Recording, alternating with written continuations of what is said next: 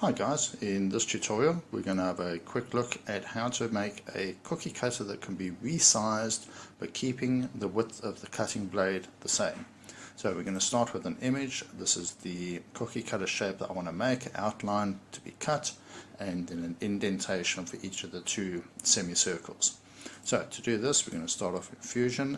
We're going to start with a new plane. I'm going to work on the bottom plane and I'm going to then import the picture from my downloads folder, and we're just going to size it up like that. Next we're going to open up the canvas and do a calibration, and I want the size of this circle to be 100 millimeters. Nice round easy number to work with. Right, then in the sketch we're going to start with the circle in the center, and our circle will be 100 millimeters. We will then add lines in for the center point and lines for the detail shape on the side, and a circle probably be around 30 millimeters. No, 28 is a good number. Right, then we're going to trim off this section, and we can trim off this and then mirror this section and the semicircle over the center line to the other side. Right, here's the trick to being able to resize a cookie cutter without having to readjust the width of the blade every time. What we're going to do is we're going to extrude this shape. I'm going to just drop this down a few millimeters, and then I'm going to bring the sketch back and extrude the part of the detail. There we go. Right, now we can get rid of the sketch and we can get rid of the canvas, and we've got a single body. Right, now we're looking from the bottom of the cookie because we obviously want to do it back to front so that when it cuts everything's in the right order.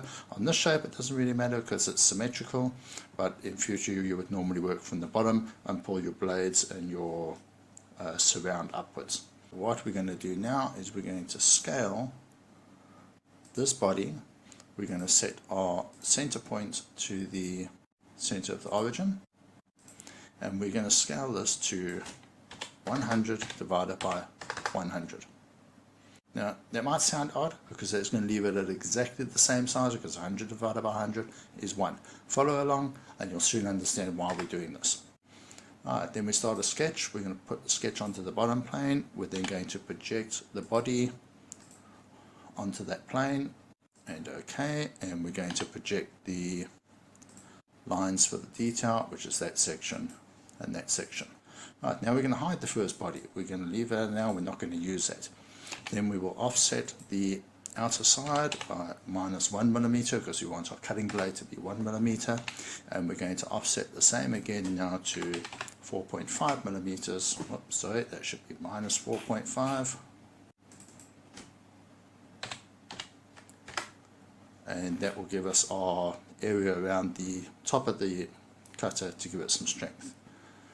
Right, next we're going to extrude the cutting line. We're going to bring that up by 20 millimeters.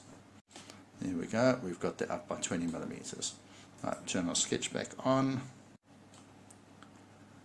and we're then going to extrude the outside by say 4 millimeters in a join operation, so it then becomes part and parcel of the cutter. Right, then we want to extrude these two items up. We want to bring them up say 15 millimeters, so that when the blade of the cookie cutter cuts the dough, the semicircles are left as an impression 5 millimeters from the surface of the dough. Right, and we've joined that all up, and there we've got our cookie cutter. Right, where does the resize and the scaling come into it? Quite simple. The size of this cookie cutter on the inside is 100 millimeters because that's what we did in the circle. Now if we go back and we edit and we say we want this to be 150 millimeters in size, 150 divided by 100 is a 1.5 scaling factor. That means that our initial body that we created is now 150 millimeters, and you'll see that the